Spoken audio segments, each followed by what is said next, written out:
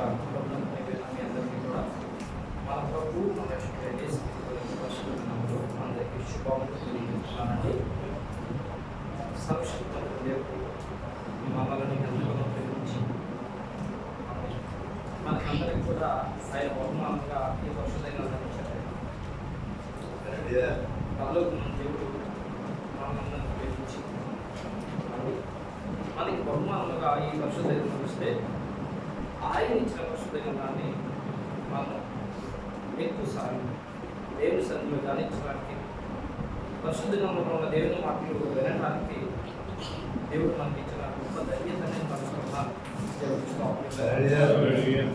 ఈ నెంబర్ వాళ్ళ దేవుడు ఎందుకంటే దేవుడు సంగమా సర్వశక్తుల దేవుడు కనాను దేశంలో ఐగుప్తు దేశంలో మోషేను ఐగుప్తు దేశంలో ఉన్న ఇశ్రాయేలు అందరినీ కూడా కనాను దేశానికి పాలుకేలు ప్రవహించే దేశానికి తీసుకెళ్ళడానికి ముందుగా వాగ్దానం చేసి మోషే ద్వారా వారిని కనాను సరిహద్దులకు పంపిస్తారు. కనాను సరిహద్దులకు ఇశ్రాయేలు జనాంగాన్ని అంతా కూడా పంపించిన తర్వాత కనాను యొక్క సరిహద్దుల నుండి కనాను దేశాన్ని అంతటి కూడా స్వాధీనం పంచుకొని సర్వశక్తుల దేవుడు అబ్రహాం ఇచ్చిన వాగ్దానాన్ని నెరవేర్చడానికి యెహోషువ కొలనూరి చేత ఉన్నారు కదా, కొలనూరి చేత ఆ యొక్క కనాను దేశాన్ని పిలిచి ఇశ్రాయేలు జనాంగానికి ఆయన ఇస్తారు. ఇశ్రాయేలు జనాంగం అందరూ కూడా స్వాస్థాలు ఇస్తారు ఆయన. అయితే వారు పాలుతీను ప్రవహించే దేశాన్ని స్వతంత్రించుకున్న తర్వాత అక్కడ ఉన్న ఐశ్వర్యం పొందుకున్న తర్వాత ఆశీర్వాదం పొందుకున్న తర్వాత వారికి ఏమీ కుదరలేదండి, ఆనందానికి అవసరం లేవు. అలాంటి సమయంలో కనాను పొలిమార్ల వరకు తీసుకొచ్చిన మోషే గారు నిర్ణయించారు. కనాను దేశానికి నడిపించి కొనుగోలు చేత కనాను దేశాన్ని స్వాస్థంగా పంచిపెట్టిన యెహోషువ గారు కూడా నిర్ణయించారు. ఆ తర్వాత యెహోషువ గారు మోషే గారు తెలిసిన పెద్దలందరూ కూడా నిర్ణయించారు. కొత్త యువతరం వచ్చేటప్పుడు సమృద్ధిలో ఉన్నారు, దేవుడు మర్చిపోయారు, దేవుడి కట్టడలో ఆజ్ఞలు మర్చిపోయారు, వారి ఇష్టానుసారంగా జీవిస్తున్నారు. అలాగే జీవిస్తున్న సమయంలో దేవుడికి చాలా బాధ అనిపించింది. నేను అబ్రహాం వాగ్దానం చేసి తీసుకొచ్చాను కదా, వీరు చెడిపోయారని చెప్పి వాళ్ళు చేతులు పెట్టేశారు. ఇక చూసుకోండి, శత్రువులు ఇష్టం వచ్చినట్టు వాళ్ళతో ఆడుకున్నారు, ఇష్టం వచ్చినట్టుగా నలిపేశారు శత్రువులు కాబట్టి.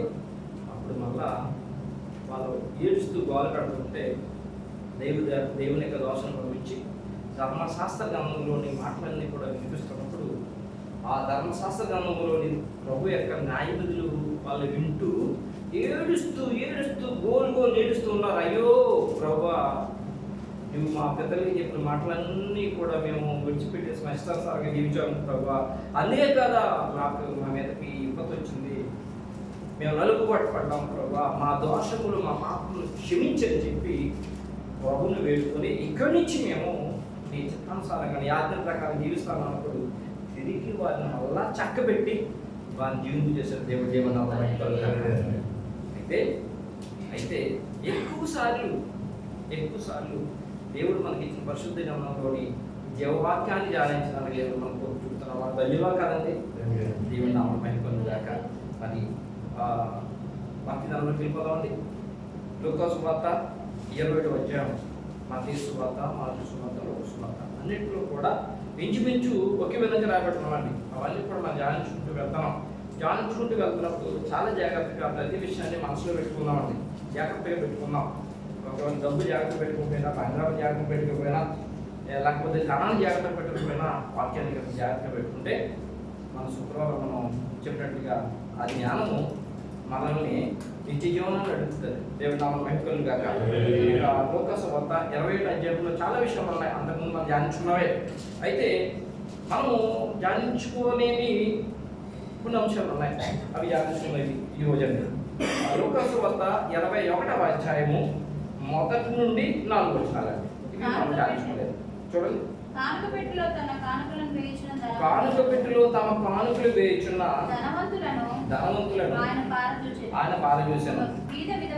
ఒక బీద విధవరాలు 2 కాసులు అందులో వేయుచుండగా చూచి, ఈ బీద విధవరాలందరికంటే ఎక్కువ వేసినని మీతో నిజంగా చెప్పుచున్నాను. వారందరూ తమకు కలిగిన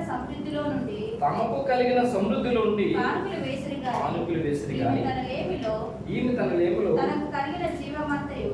తనకు కలిగిన జీవమంతయు వేసినని వారితో చెప్పిన. సరిపోతుందండి. చిన్న ప్రార్థన ఆల్రెడీ సహోదరు చేస్తున్నారు.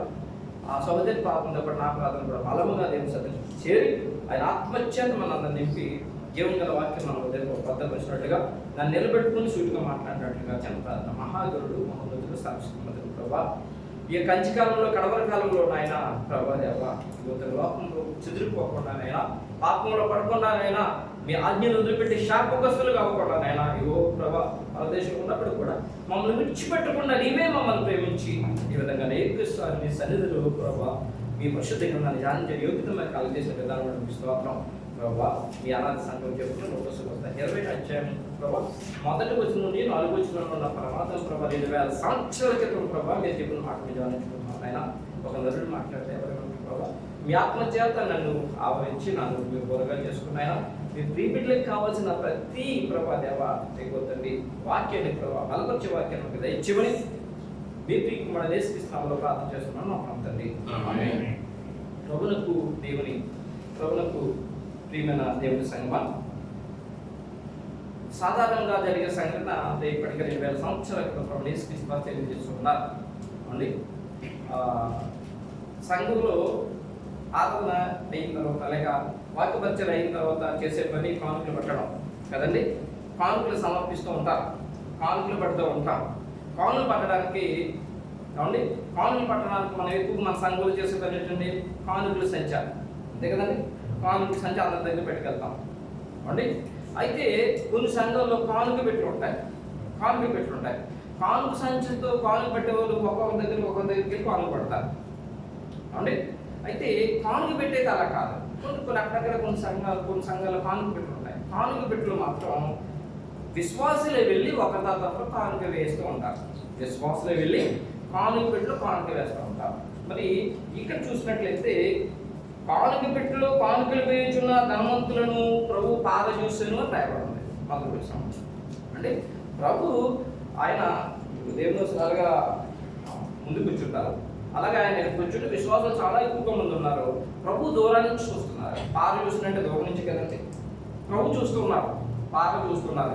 ఎవరెవరు ఈ విధంగా కానుకలు వేస్తున్నారు. అయితే కానుకల పెట్టెను, ఈ కానుకల పెట్టెను ఏమండి దేవాలయం లేక సమాధి మందుల్లో ఈ కానుకలు పెట్టి ఉంచుతారట ప్రేమ సంగమం. ఈ కానుకలు పెట్టే మోషే గారితో దేవుడు చేయమని చెప్పలేదు. కానుకలు పెట్టి చేసి వచ్చేసి గొడవలో పెట్టడం మోషే గారు చెప్పినట్టు నేను చదవలేదు. మనం మీరు ఎక్కడ చదివారు నాకు తెలియదు. కానీ అయితే ఈ కానుకలు పెట్టే విషయంలో కానుకలు పెట్టి ఎలా వచ్చింది దేవుని ఆలయంలో కదంటే, యూదా రాజైన ఏమండి యోషేయ కాలంలో 7 సంవత్సరాల వయసులో అతను రాజుగా అభిషేకింపబడతాడు.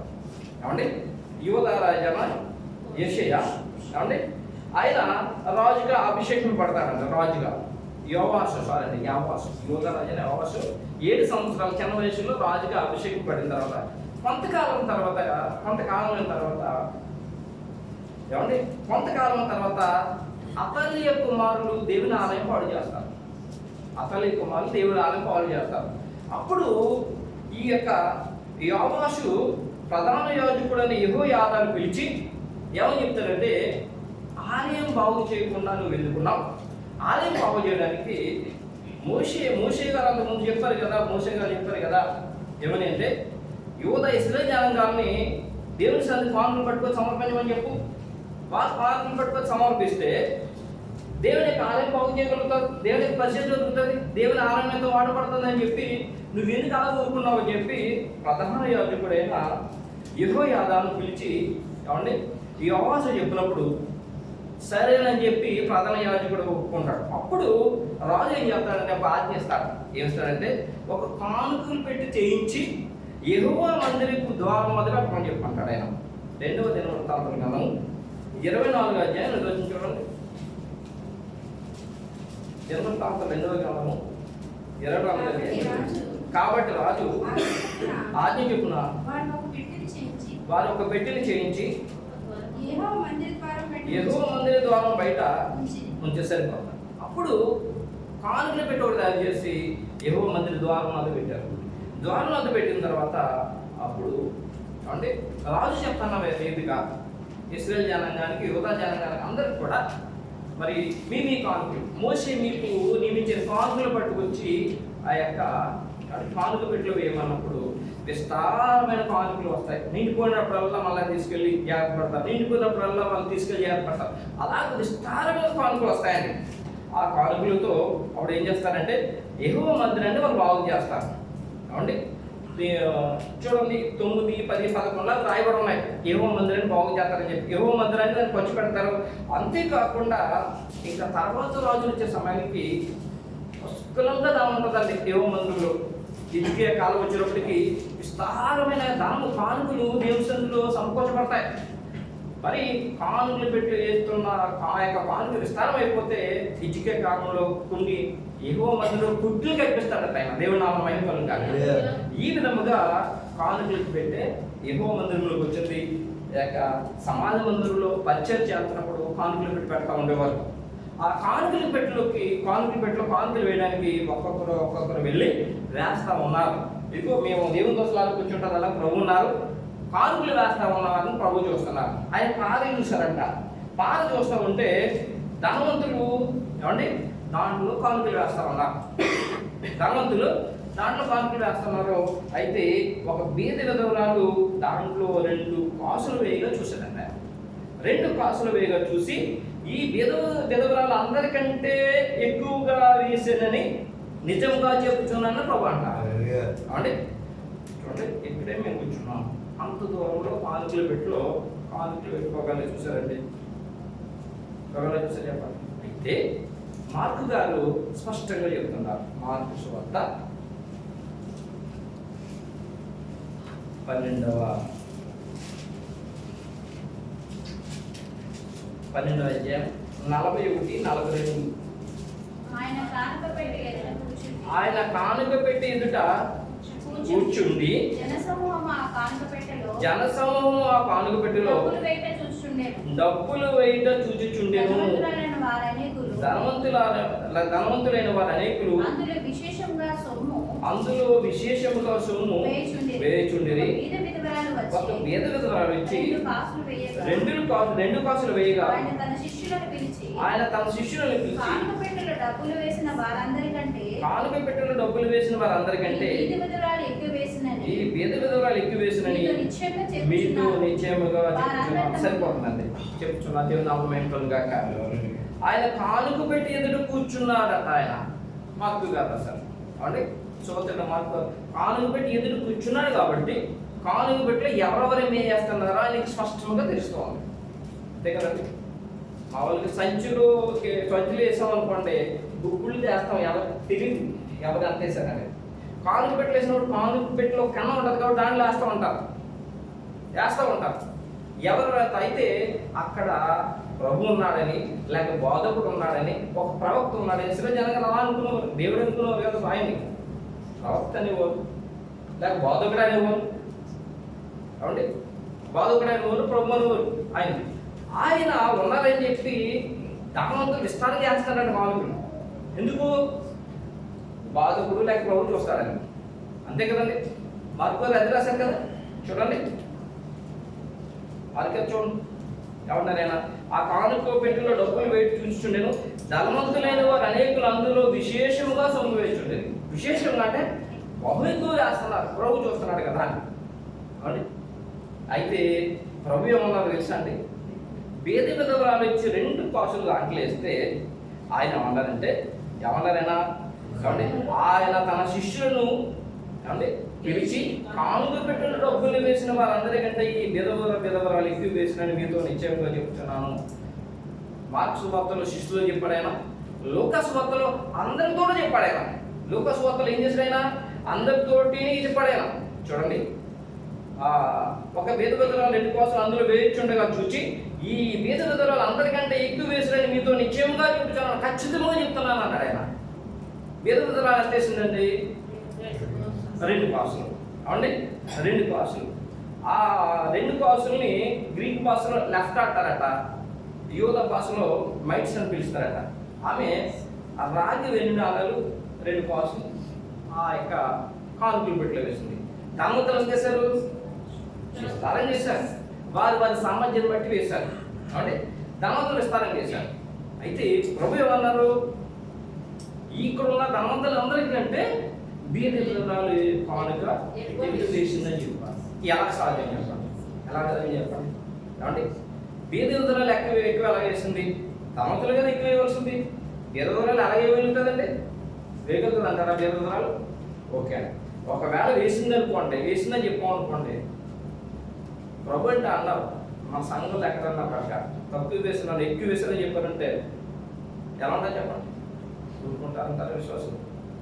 తక్కువ వేసుకొని వీళ్ళే బాగా ఎక్కువ చేస్తున్నారు, వీళ్ళే ఎక్కువ వేస్తున్నారు, వీళ్ళే ఎక్కువ ఇస్తున్నారు సంఘానికి అని చెప్పి పాస్టర్లు చెప్పి అన్నారంటే సంఘస్థుల్ని ఊరుకుంటారంటారా? ఊరుకుంటారు చెప్పండి? అసలు ఊరుకోరు. ఏంటండి, మరి ఇంకొంచెం ముందుకెళ్ళితే మమ్మల్నే టార్గెట్ చేస్తాడు ఈయన, ఎప్పుడు చూసినా మమ్మల్ని టార్గెట్ చేస్తానంట. ఇంక ముందుకెళ్తే మిమ్మల్ని టార్గెట్ చేశారని కూడా చెప్తారు. కాబట్టి దైవజనుడు ఎవరిని టార్గెట్ చేయడం? నిజమైన సేవకుడు, నిజమైన దైవజనుడు ఏమండి నిజముగానే వాక్యంలో ఉన్న మాటలు చెప్తాడు, పరిశుద్ధంగా ఉన్న మాటలు ఉన్నట్టుగా చెప్తాడు. ఉన్నది ఉన్నట్టుగా చెప్తేనే బాధ. ఎవరికి ఇష్టం ఉండదు, ఉన్నట్టుగా చెప్తాయి. అవండి ప్రభువు కూడా ఉన్నట్టుగా చెప్తున్నాడు. కాబట్టి ఆ యూదా జనానికి ఎబ్రిల్కి ఇష్టమయ్యేది కాదు ప్రియమైన సంఘం. కానీ ఉన్నది ఉన్నట్టుగా చెప్పడం క్షేమం అని, ఉన్నది ఉన్నట్టుగా చెప్పడం క్షేమం. చూడండి, సొలొమోను గారు దేవుడిచ్చిన మహాజ్ఞానంతో ఆయన ఏమంటారు తెలుసా అండి? సామెతల గ్రంథం 26 మేలు కోరే స్నేహితులు గాయము చేయనట. కాబట్టి పగవాడు లెక్కలేనని ముద్దులు పెట్టినంత అని చెప్తున్నాడు ఆయన తన జ్ఞానంతో సాధువు చెప్తున్నాడు. జ్ఞానం చూడండి, సామెతల గ్రంథం 27:6 మేలు కోరి స్నేహితులు గాయములు చేయను, పగవాడు లెక్కలేనని ముద్దులు పెట్టును. ఈ లోకం ఇదే సాగుతుంది. అబ్బా వాళ్ళు ఇవ్వకపోతే సరే, అబ్బా మీరు ఇచ్చింది గొప్ప అండి, అబ్బా మీరు ఇవ్వకపోతే ఏమి జరగదని చెప్పి అన్నారనుకోండి, అలా ఇస్తే అయిపోతారు, మామూలుగా. మీరు లేకపోతే ఏమి జరగదని చెప్పి అన్నారనుకోండి, దేవుని సన్నిధిలో అలాగే ఇచ్చితే ఏమవుతుందో తెలుసా అండి? వాళ్ళకి ఇచ్చేది ఏమన్నా వాళ్ళు దొరికేది ఏమన్నా. అయితే మన సంగమం మేలు కోరి స్నేహితుడు ఏం చేస్తాడట? యథార్థాన్ని చెప్తాడు. ఇది కాదు పరిస్థితి, అది కాదు పరిస్థితి. కానీ మేలు కోరి స్నేహితుడు ఒప్పుకుంటారా? అదే సామెతలు ఇంకో విషయం కూడా జ్ఞాపకం చేస్తారు సొలొమోను గారు. కాబట్టి తండ్రి తనకు ఇష్టమైన కుమారుడు గద్దించే రీతిగా, తండ్రి తన కుమారుడు బాగోవాలని ఏం చేస్తాడు? గద్దిస్తాడు. అంటే తండ్రి తనకు ఇష్టమైన కుమారుని గద్దించే రీతిగా యెహోవా తాను ప్రేమించిన వారిని గద్దించు. దేవుని నామమున అలాగే జరుగుతుంది. దేవుని సన్నిధిలో నిజమైన యథార్థమైన దేవుని సేవకుడు ఎప్పుడు కూడా హెచ్చరిస్తూ ఉంటాడు. అవి ఆశీర్వాదములు, అవి మేలులు. ఇవి ఏ దైవజనుడి మాటలు కాదు, సాక్షాత్తు పరమ తండ్రి దేవుని మాటలు. దేవుడు చెప్పడానికి ఒక అవకాశం ఇస్తున్నారు. ఆయా సంఘంలో దైవజనులకు దేవుడు అవకాశం ఇస్తున్నారు. అయితే మాస్టర్ గారు అంటే ఒకసారి అంటే అన్నారు, కానీ ఏ యొక్క బీదలైన తక్కువ వేసిన వాళ్ళు ఎక్కువ వేశారు కాబట్టి వాళ్ళే గొప్పవాళ్ళు చెప్పారు అనుకోండి, విశ్వాసం ఏం చేస్తారో తెలుసా అండి? ప్రేతులకు కూడా చెప్పరు వాళ్ళకి. అంటే ఎలా ఉన్నారని కూడా అడగరు, ప్రేమ సంఘం ఏమవుతుందో తెలుసండి? తెలుసండి? అసూయ వస్తుంది, దేశం వస్తుంది. సొంత చెప్పలేదు, నేను సంఘాల్లో జరుగుతున్న స్థితి పరిస్థితులను బట్టి చెప్తున్నాను. నేను అసూయ వస్తుంది, దేశం వస్తుంది. ఎవరు ఇలా చేస్తారంటే ఎవరైతే దేవుని ప్రేమించరో వారే చేస్తారు ఇలాంటి పనులు. అసూయ దేశం వస్తుంది. ఏమంటే మెచ్చుకుంటే అంటే చక్కగా దేవుని సన్నిధికి ఇచ్చే దాంట్లో మనస్ఫూర్తికి ఇచ్చేవారు, తక్కువ ఇచ్చినా కూడా మెచ్చుకున్నారు అనుకోండి. కాబట్టి ఎక్కువ ఇచ్చేవారు ఒప్పుకోరు. ఏంటంటే కొన్ని ఎదురు చెప్పకుండా వెనకాల ఏంటినైనా పట్టుకోవడం పట్టలేదు, చిన్నదానికి తినలేదు, ఆవిడ వేసిందంత ఎక్కువ, ఆవిడ ఇచ్చిందంటే ఎక్కువ, ఇలా ఉంటాయన్నమాట. ఇంకా ఒక్క అడుగు ముందుకు వేసాను అనుకోండి ఎక్కువగా ఉంటుంది, పరిస్థితి చాలా ఎక్కువగా ఉంటుంది. ఎందుకు చెప్తున్నానంటే పరిస్థితుల్లో రాబడిన విషయాలు ఇవన్నీ కూడా రాబడిన విషయాలు. ఏమండి, దేవుడు భూమి ఆకాశం కలగేసిన తర్వాత ఏదైనా ఒక దొర వేసి ఆదాము అవ్వమని ఏదైనా ఉంచాడు. ఆదాముకు మొట్టమొదటి కుమారుడు ఎవరు? కయ్యను. రెండో కుమారుడు కయ్యను, హేబెలు, ఇద్దరు కుమారులు కలుగుతున్నారు. ఇద్దరు కుమారులు కలిగిన తర్వాత ఆదాము కయ్యను పిలిచి, నా కుమారుడు నువ్వు వ్యవసాయం సేద్యం చేయమన్నాడు, వ్యవసాయం పడించమన్నాడు. చిన్న కుమారుడు పిలిచి నువ్వు పశువులు మేపమన్నాడు, గొర్రెల్ని, మేకల్ని, లేకపోతే ఆవుల్ని, గేదెల్ని నువ్వు పేపు, పశువులు కాకపోవు, నువ్వే వ్యవసాయం చేయమని చెప్పి ఇద్దరికి చిన్న పని ఇచ్చాడు ఆయన. వాళ్ళిద్దరే చేస్తా ఉన్నారు. కొంతకాలం అయినప్పటికీ కయ్యను యొక్క పొలం బాగా పండింది, పంట పండింది. ఇలా గోధులు కావచ్చు, ధాన్యం కావచ్చు, ఫలాలు కావచ్చు, బాగా పండింది. ఏమండి, హేబెలు కూడా తన మంద కూడా బాగా వదిలింది, హేబెలు మంద కూడా వదిలింది. అప్పుడు వాళ్ళు ఇద్దరు కూడా దేవుని సన్నిధికి ఏం తీసుకొచ్చారు? అర్పణ తీసుకొచ్చారు. కయ్యనేమో తన యొక్క వ్యవసాయంలో పండిన కొంత పట్టుకొచ్చాడు, హేబెలేమో తన గొర్రె మందలో ఉంచుకొని దేవుని సన్నిధి పట్టుకొచ్చిన తర్వాత పట్టుకొచ్చి అర్పించిన తర్వాత దేవుడు ఏం చేశాడు తెలుసండి? కయ్యను అర్పణ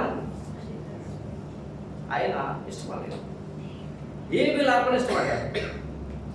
హేబెలు అర్పణ ఇష్టపడ్డాడు, అది కయ్యను అర్పణ ఆయన ఇష్టపడలేదు. ఇష్టపడకపోతే ఎందుకు ఇష్టపడలేదు దేవుడు కయ్యను అర్పణ? చెప్పగలుగుతారా తొందరగానే? ఎందుకు కయ్యను అర్పణ దేవుడు ఇష్టపడలేదు, హేబెలు అర్పణ ఇష్టపడ్డాడు ఆయన? హేబెలు మనస్ఫూర్తిగా ఇచ్చాడు. ఆదికాండం 4వ అధ్యాయం తర్వాత రాయకుండా మనస్ఫూర్తిగా ఇచ్చాడు హేబెలు. తన మందలో తొలుచూలి గొర్రెలలో కొవ్విన వాటిని దేవుని సన్నిధికి మనస్ఫూర్తి పట్టుకొచ్చాడు కదా దేవుని సన్నిధికి. ఎవరు? హేబెలు. కయ్యనైతే తీసి అన్ని పక్క పెడతారు కదండి, అంతకు పని చేయని అది పట్టుకొచ్చాడు దేవుని సన్నిధికి.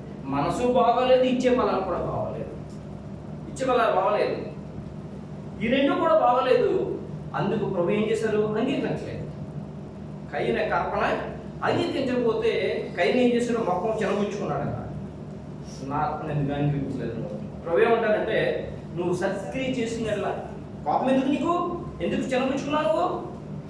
నువ్వు సత్క్రియ చేసిన తలెత్తుకుంటావు కదా అని చెప్పుకోమాట. సత్క్రియ ఏం చేయలేదైనా ప్రభుకి ఇచ్చే విషయంలో కూడా మనసు లేదు, మంచి ఫలాలు లేవు, ఏం లేదు దేవుడి సంగతి. అప్పుడు కయ్యనుకి ఎవరి మీద కోపం తెలుసండి? ఎవరి మీద కోపం? తమ్ముడు హేబెలు మీద కోపం. తమ్ముడు హేబెలు ఏం చేశాడండి?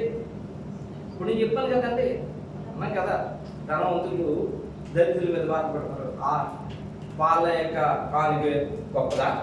వాళ్ళే ప్రోవేచుకున్నారు, మమ్మల్ని మేమేం చేయలేదా? అవునండి. కయ్యను ఏమండి తమ్ముడు హేబెలు మీద కోపం, అతనికి కోపం. ఆ హేబెలు మీద కోపం అయితే వీళ్ళు పరిశుద్ధం దేవుడు వెంటనే తమ్ముడి మీద పడి చంపుతున్నారు రాయబడి. తమ్ముడి మీద వెంటనే పడి చంపలేదు. యాషాల గ్రంథంలో రాయబడిన మాటలు దేవుడి సంఘం. వ్యవసాయం ఏమో కయ్యను చేసుకుంటున్నాడు, గొర్రెలేమో హేబెలు మేపుకుంటున్నాడు. ఇలా మేపుకున్నప్పటికీ కయ్యనికి తమ్ముడైన హేబెలు మీద కోపం రగులుతూ ఉండగా ఒకసారి హేబెలు గొర్రెలు కయ్యను పొలంలోకి వస్తుంటాయి. వాళ్ళిద్దరు పొలంలో ఉంటారు, హేబెలు గొర్రెలు మేపుతుంటాడు, కయ్యను వ్యవసాయం చేస్తూ ఉంటాడు. కయ్యను పొలంలోకి వచ్చి కయ్యను పంట తెస్తూ ఉంటాయి. అప్పుడు కయ్యను కోపంగానే హేబెలు పిలిచి, ఎందుకు నీ యొక్క గొర్రెలు తీసుకొచ్చి మా యొక్క పొలం పాడు చేద్దాం, నా పొలం పాడు చేద్దాం అని అడిగితే, అప్పుడు హేబెలు ఏమంటాడంటే, నా గొర్రెల మాంసం తినట్లేదా? నా గొర్రెలకు వచ్చి నువ్వు కొట్టలేదా, ధరించట్లేదా? అయితే నువ్వు నా గొర్రెల మాంసం తినడం మానే, ఆ యొక్క గొర్రెకు వచ్చి నువ్వు కప్పుకోవడం మానే, నేను కూడా నీ పొలంలో నేను మేపనని సమాధానం చెప్తాడు. అప్పుడు కయ్యనికి బాగా కోపం వస్తుంది. సాధారణంగా నార్మల్గా ఉంటే కోపం రాదు. కయ్యని కాలే కోపం ఉంది కదా, ఆ కోపంతో బాగా కోపం వచ్చి నేను చంపేస్తాను అంటాడు. అప్పుడు ఏబిలో మాట్లాడంటే నన్ను చంపితే దేవుడు ఊరుకుంటాడా? దేవుడు చూడకుండా ఉంటాడంటావా? దేవుడు నేను చూస్తాడు, నీకు ప్రతిఫలం ఇస్తాడు అంటే ఇంకా రెట్టింపులైన కోపం వచ్చేసి అతను నాగలు దున్ని ఎనపకర పట్టుకొచ్చి కయ్యను ఏబిల్ తల మీద కొట్టి చంపిస్తాడు. దేవుడి సంఘం ఈ విధంగా జరిగిన సంఘటన. కయ్యనికి ఎంత కోపం! దేవుడు దేవుడు ఏబేలు కానుక ఇష్టపడ్డాడని అంగీకరించాడని కైకి ఎంత కోపం అంటే చంపేయడంత కోపం. దేవుడికి ప్రియమైన సంఘం, చంపేయడంత కోపం. ఈ విధంగా ఇక్కడ ఈ ప్రభు ఎప్పుడైతే ఈమె ఎక్కువ వేసింది అని ప్రభు అంటే వాళ్ళకి ఎలా ఉంటుంది చెప్పండి? తప్పనిసరి వాళ్ళకి బాధగా ఉంటుంది. ధనవంతులకి చాలా బాధగా ఉంటారు. అసలు ధనవంతులు వేసిన కానుక ఎందుకు ప్రభు ఆయన పెద్దగా చెప్పలేదు? ఏమండి, ఈ బీద విధవరాలు వేసిన కానుక ఎందుకు ప్రభు గొప్పదగా ఆయన చూశాడు? గొప్పగా ఆయనకి ఏమి గొప్పదనం కనిపించింది? విధవరాలు కానుకలు ఏమండి, ఆవిడ ఏం చేసినట్టండి? జీవనమంతా వేసేసిందట. ఏంటి, ఎవరి గురించి ఆలోచించలేదు ప్రియమైన సంగమా, దేని గురించి ఆలోచించలేదు ఆవిడ. అంటే ప్రియమైన సంగమా ఏమండి, ఈ యొక్క బీద విధవరాలు కానుకలు పెట్టులో వేసే కానుక, ఆమెకు ఉన్నది అదే ఉంది. ఆమె బీద విధవరాలు రాయబడిన పరిశుద్ధ గ్రంథంలో. బీదది అంటే రెక్కాడితే కానీ దొక్కాడదు, కష్టపడితే కానీ ఆమె తన కుటుంబాన్ని పోషించుకోలేదు. ఇంకోటి ఏంటంటే ఆమె ఎవరు? విధవరాలు, భర్త లేనిది. పగలేదు ఈ విధంగా రోజు మానేద్దాం పని, నా భర్తను పోషిస్తానంటే లేదు. ఏమండి, ఆమె పూర్తిగా ఏమండి దేవుని మీదే ఆధారపడం. ఆమెకి ఉన్నాయి రెండే రెండు కాసులు. కానీ ఆమె చేసింది దేవుడు ఆమెను చేసింది చూసి ఎందుకు అలాగా డిసైడ్ చేశాడంటే ఆమెలో 3 గుణాలు చూశారంట దేవుడు. 3 ప్రముఖమైన గుణాలు చూశారంట. ఒకటి, ప్రేమ గల మనసు, సమర్పణ గుణం చూశారంటే ఎవరిది? బీద విధవరాలు. రెండవది, త్యాగం చేసే మనసు ఆమె చూశారంట. తనకు కలిగిందంతా కూడా దేవుడికి త్యాగం చేసే మనసు. మూడవది, విశ్వాసం చూశారంట దేవుడు. అవి ఎవరిలో లేవు? ధనవంతులు లేవు. ఎవరు లేవండి? ధనవంతులు లేవు. వారందరూ కూడా ఎలాగిచ్చారు? విస్తారంగా ఇచ్చారు. వాళ్ళకు విస్తారం ఉన్న వాటిలో విస్తారంగా ఇచ్చారు. వాళ్ళకి లెక్కలేదు ఆ విషయంలో. వాళ్ళకి చాలా ఉంది. నేడు కూడా దేవుడి సన్నిధి విషయంలోకి ఇచ్చే కూడా ఎంత ఇస్తే సరిపోతాయి, పర్లేదు ఈ సంఘానికి ఎంత ఇస్తే సరిపోతుందని దాని చేసి మీరు సంఘంలో ఇస్తూ ఉంటారు. ప్రేమ సంఘం దేవుడి సన్నిధికి ఎంత ఇచ్చినా తక్కువే. దేవుడి సన్నిధికి ఎంత ఇచ్చినా కూడా తక్కువే. అయితే ధనవంతులు అలాగే దాడి చేసి వారికి ఉన్న సమృద్ధిలోంచి ఇచ్చారంట. సమృద్ధిలోంచి వాళ్ళకి ఉన్న దాంట్లోంచి పర్లేదులే అని ఇచ్చారు. వాళ్ళకి ఎంత ఉంది? ఎక్కువగానే ఉంది. కానీ ఈమె అలా కాదు. రేపటికి తాను బతకాలి అనే దాన్ని కూడా ఏం చేసింది? ఇచ్చేసింది. అంతేకాకుండా నా ప్రభు సన్నిధికి నేను ఎంత ఇవ్వగలను, ఎంత ఇస్తే నా ప్రభు సంతోషిస్తాడనే ప్రభు సన్నిధిని ప్రేమించి ఉదయమే బహుశా ప్రార్థన చేస్తుంటారు. ప్రభా, నా దగ్గర 2 కాసులు ఉన్నాయన్నా, ఇవి ఏ పాటికి ప్రభా, ఏ పాటి పని చేస్తా నీకు, నీ యొక్క పరిచర్యకు, నీ సన్నిధికి అని కూడా చెప్పుకుంటానేమో ఇవ్వ. అవును, ప్రభు పరిచర్యను, ప్రభుని ప్రేమించి ఆమె తనకున్న ఏం చేసిందంటే తనకున్న 2 కాసులు ఆమె ఇవ్వాలని నిశ్చయించుకుంది. వెంటనే ఏం చేసిందన్నా? ఏమండి, కానుక పెట్టిలో వేసేసింది. ప్రియమైన సంఘం, కానుక పెట్టిలో వేసింది. ప్రభువుని ఎప్పుడు ఆ మనసు వస్తుందో చెప్పండి.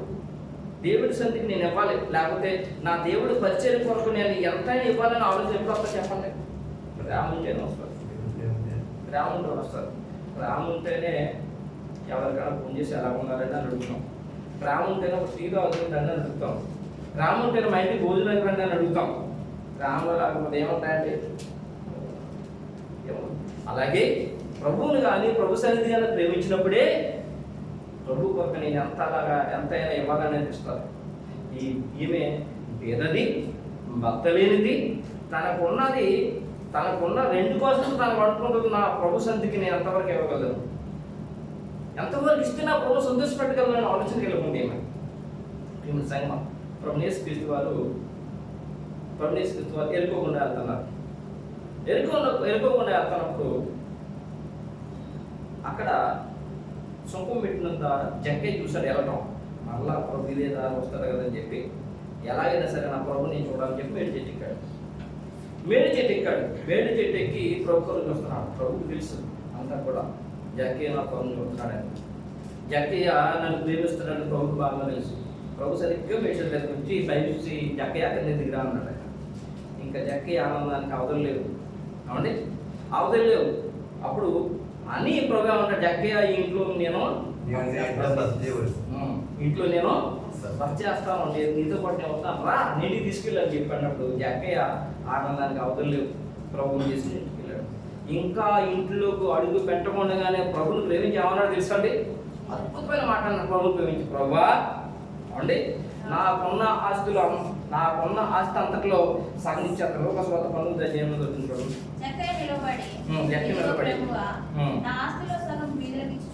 నా ఆస్తిలో సగము బేదలకు ఇచ్చుచున్నాను. నేనెవరి యొద్ద నేను అన్యాయముగా నేను తీసుకుని అతనికి 400 మరలా చెల్లించునని ప్రభుత్వం చెప్పి సరిపోతున్నాను. కాబట్టి ఏం చేస్తాడంట, సగం ఇచ్చేస్తాడంట బేదలకి. ప్రభు ఇమ్మని చెప్పాడైనా అంతకుముందు ఒక అతను ఇమ్మన్నాడు ప్రభు. ఎవరినే? ధనవంతుణ్ణి. ఏమయ్యా నీకున్న ఆస్తి అంతా కూడా బేదలకు ఇచ్చి నేను నెమ్మడించమన్నాడు. నువ్వు నిశ్చయం ఎందుకని అన్నాడు. ఇచ్చాడైనా దర్శనం పడుతూ వెళ్ళిపోడు. ఈయన అడగకుండానే మరి ఏం చేస్తాడు ఈయన? ఈ జక్కయ్య ప్రభుని ఏం చేస్తున్నాడు?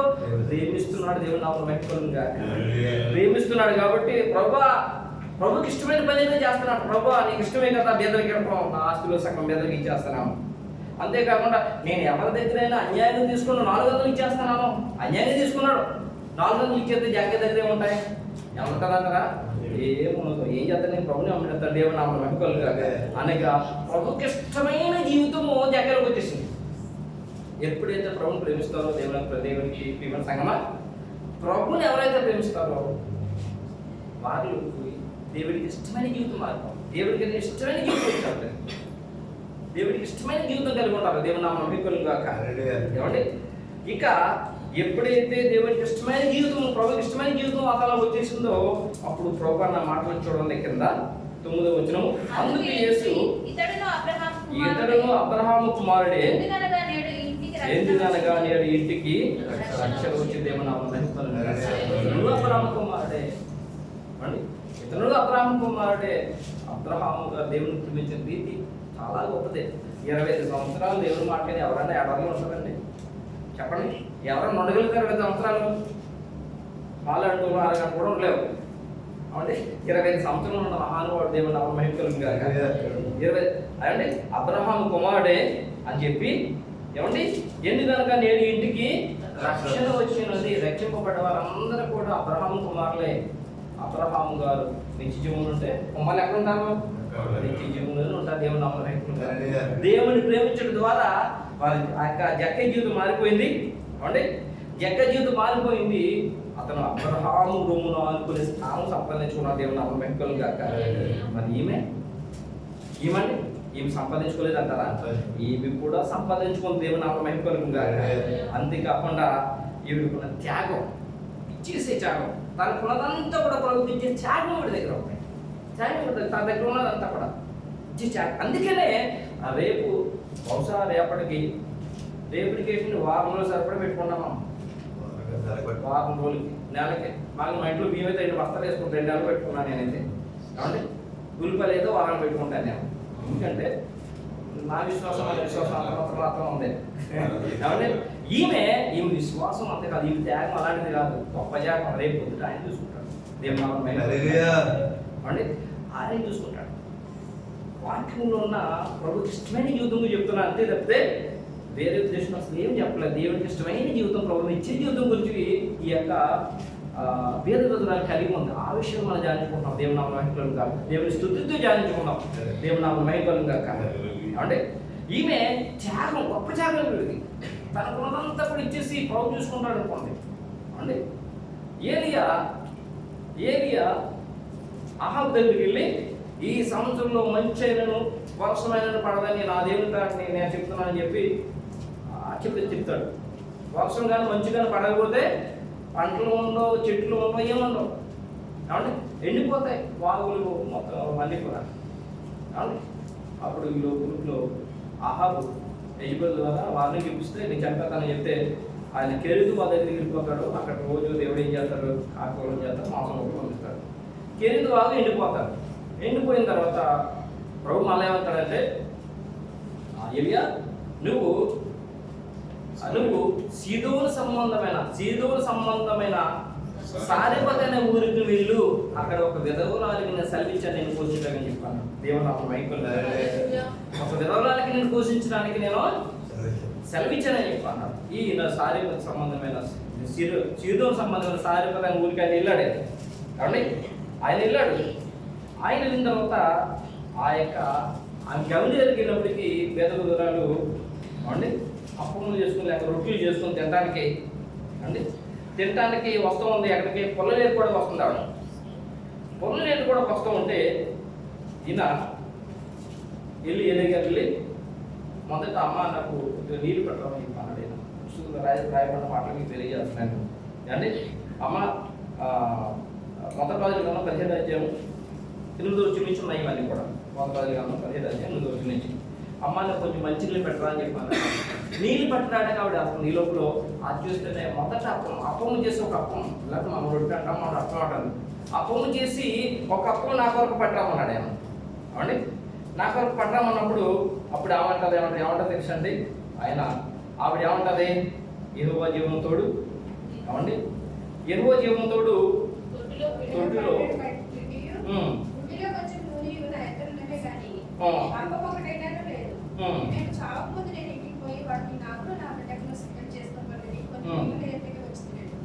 సరిపోతాను. యెహోవా జీవముతోడు ఏమంటే తొట్టులో పట్టేడు పిండిను గుడిలో కొంచెం నూనె ఉందయ్యా, నేను చావకపోతే. ఎందుకంటే ఏముంది, కరువు ఉంది. దేశంలో ఏముంది, కరువు ఉంది. ఆమె దగ్గర ఉన్నది కొద్ది నూనె, కొద్ది పిండి. దాంతో ఎన్ని రోజులు వస్తే ఒక రోజు 2 రోజులు బతుకుతారు. ఆమె 2 రోజులు బతుకుతుందేమో. ఆవిడ ఏమంటుందంటే అవి చేసుకుని మేము తిన్న తర్వాత నాకు ఇంకేమీ లేదు కాబట్టి చావే మాకు సహజమని చెప్పింది దైవజనంతో చెప్పింది. అయినా కూడా దైవజనం ఏమన్నాడు, నువ్వు ఇంటికి వెళ్ళి అప్పాలు చేసి మొదటప్పుడు నా దగ్గర పెట్టమన్నాడు. ఇంకొక విషయం జ్ఞాపకం చేసుకుంది ఇక్కడ. ఆ సారిపోతే ఊర్లో ఎంతమంది దైవజనులు ఉన్నారో, లేకపోతే ఎంతమంది ఉన్నవారు ఉన్నారండి, ఎంతమంది కలిమికలుగా ఉన్నారో, ధనవంతులు ఉన్నారు. వారు ఎవరి దగ్గరికైనా ప్రభు పంపించాడా? ఏమండి విధవరాల దగ్గరికి పంపించాడు దేవుడు. దేవునామం మహిమకలుగాను కాక. ఆమె ఎలాంటి మనసు కలిగి ఉందంటే ఇచ్చే విషయంలో అవసరమైతే మరణాన్ని ఆహ్వానిస్తుందేమో కానీ దేవుడి దోషం కానీ ఇవ్వడానికి ఆమె వెనక అడుగు. దేవుని నామం మహిమకలుగాను కాక. దేవుడు హృదయాలను అంతరంగం పరిశోధించే దేవుడి సంగమ. కానీ సారెపత్ పంపించాడు, తన యొక్క దోషం పంపించాడు. విధవరాలు చెప్పినప్పుడు ఆమె యెహోవా జీవముతో నీకు ఈ కరువు అయ్యే వరకు కూడా నీ గుడ్లో ఉన్న నూనె అవదు, నీ తొట్టులో ఉన్న పిండి అయిపోదు, యెహోవా సెలవిచ్చున్నాడు, వెళ్ళి అప్పం పట్టమంటే ఆమె వెళ్ళి అప్పం పట్టుకొచ్చి దైవజనులకు ఇస్తే దేవుడికి ప్రియమైన సంగమ.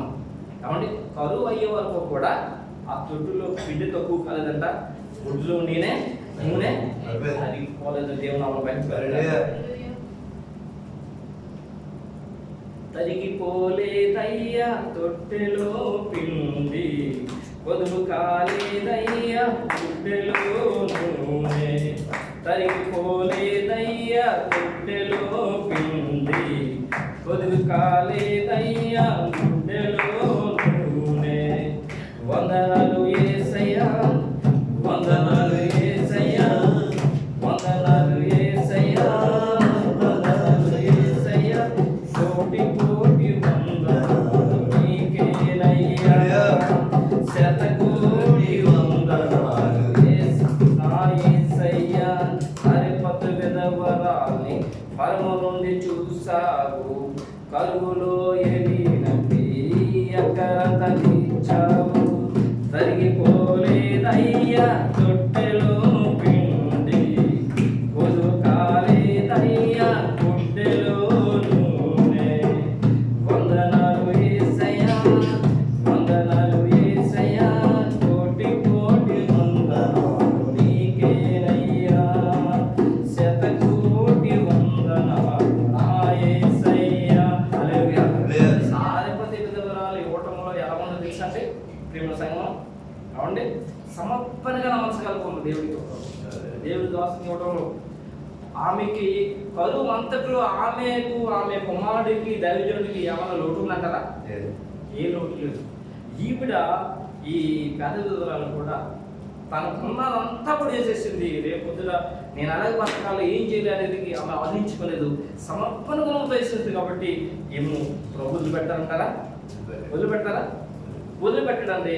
ఎక్కడ చూసినట్లయితే ప్రభువు చూసుకుంటాడనే విశ్వాసం ఉంది ఈవిడికి. అది తప్పు విశ్వాసం కాదు. 2 నెలలకు సరిపడా బియ్యం తెచ్చుకున్న వాళ్ళు ఉన్న విశ్వాసం కాదు, నెలకు అసలు వారం సరిపడా ఉల్లిపాయలు తెచ్చుకున్న వాళ్ళకి ఉన్న విశ్వాసం కాదు ఆవిడది. ఆవిడది అబ్రహాముకున్న విశ్వాసం ఉండాలి. దేవుని నామమున మహిమ. అబ్రహాం గారికి ఉన్న విశ్వాసము ఎవరికి ఉంది?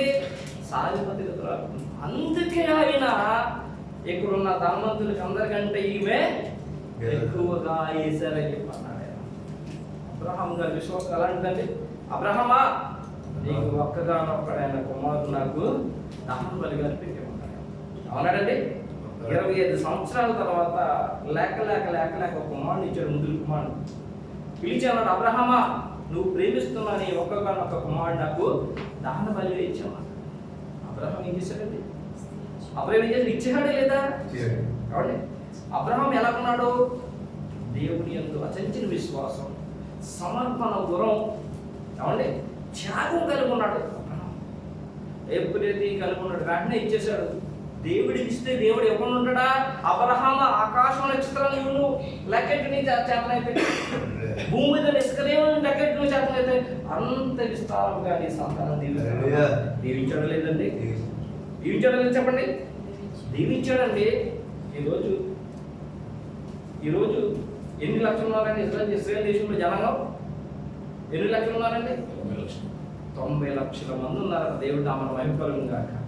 ఇప్పుడు ఇంకా 90 లక్షల శాసనాలు దేవుడు నిలబెట్టించాడు. ఇప్పుడు లెక్కల బాధించాడు మనకి దేవుడు నిలబెట్టించాడు దేవుడు.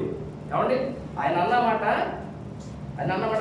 తప్పనిసరిగా చేస్తాడైనా ప్రేమ సంగమం. అయితే ఆయన ఎందుకు కానుక పెట్టి దగ్గర కూర్చున్నాడు? ఆయన ఎందుకు చూస్తున్నాడు? ఆయన కానుక పెట్టి దగ్గర కూర్చుని ఆయన ఎందుకు చూస్తున్నాడు? ధనవంతులు ఎవరెవరు అని చేస్తున్నారు అని చెప్పి ఆయన ఏమి లేదా? ఎవరైనా పెట్టి తిందాం అనుకున్నాడు ఆయన? ప్రభుకి ఏమి లేదంటే ఎవరైనా పెట్టి తిందాం అనుకున్నాడా ఆయన? కాబట్టి ఆయనకి ఏం పొదువా? అప్పుడప్పుడు నా చిన్నప్పుడు గురించి చెప్తున్నాను నేను. తల్లిదండ్రులు బజార్కి వెళ్ళినప్పుడు పప్పలు పట్టుకుంటున్నాను. అవునండి, పప్పల పట్టలో పెట్టుకొచ్చి ఒక్కొక్క పప్పల పట్టలు అయితే పిల్లలందరూ తింటూ ఉంటారు కదా. అందరి పిల్లలు పెట్టగానే కొంతమంది పిల్లలు పట్టుకొచ్చి తల్లి నోట్లో పెడుతుంటారు. వాళ్ళు పట్టుకొచ్చి నీయే అయినా ప్రేమలో ఏం చేస్తాడైనా? తల్లిదండ్రి తింటాడు. ప్రేమ అలాగే దేవుడికి తక్కువ కాదు. అయినా ఉన్నాడంటే భూమి దాని సంపూర్ణత, లోకములు దాని నివాసంలోని యెహోవావే. కీర్తనలు 24:1. కాబట్టి భూమి దాని సంపూర్ణత, లోకములు దాని నివాసంలో యెహోవావే. దేవుడు చూస్తున్నాడు, పరిశీలన చేస్తున్నాడంటే వాళ్ళని దీవిందామని, వాళ్ళని ఆశీర్వదిస్తామని. ఎవరైతే సమర్పణ కలిగి ఉంటారో, ఎవరైతే ఈ యొక్క పేద విధవరాల యొక్క మనసు కలిగి ఉంటారో, ప్రేమ, సమర్పణ గుణము, త్యాగం కలిగి విశ్వాసం కలిగి ఉంటారో, వాళ్ళని గొప్పగా చేయాలని చెప్పి.